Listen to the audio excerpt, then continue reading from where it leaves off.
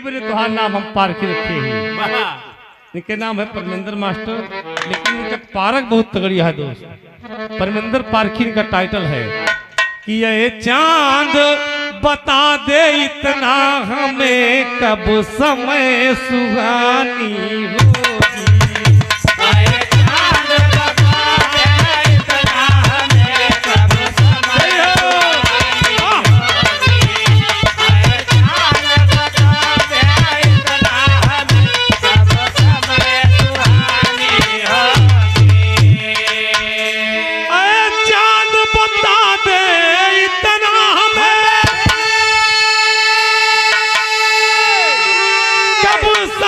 सुहानी होगी,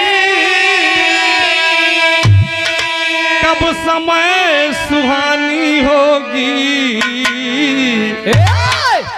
क्योंकि तेरे समय सुहाने से,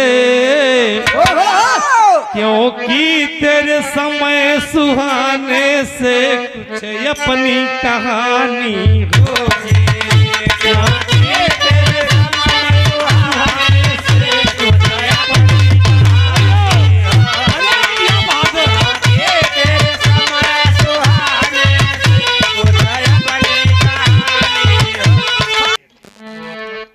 छोटा सा चांद मुस्काने लगा,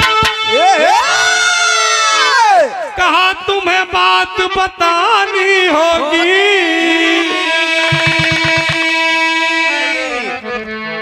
मिलना हमको तुम उस दिन जब,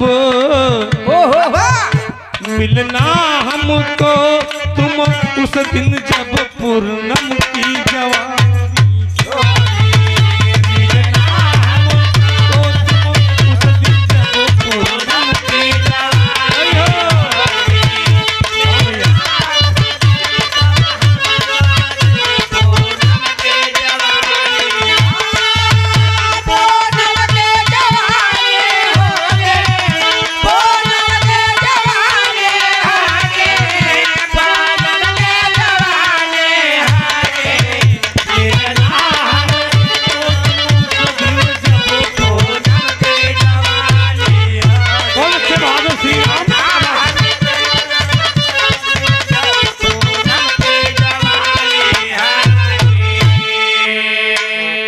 गीत का ओरिजिनल भाव रहा, लेकिन कवि जी भाव लिखते हैं कि जब चाह, ए भैया, जब चाह जिगर में फूल की है,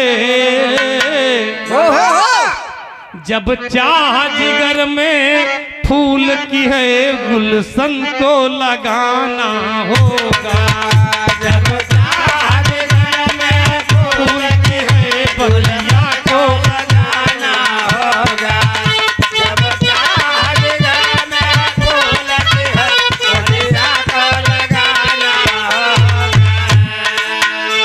जब चाह जिगर में फूल की है तो बगिया को सजाना होगा। और कुछ खोकर पाया जाता है, कुछ खोकर पाया जाता है, कुछ पाकर गंवाना होगा।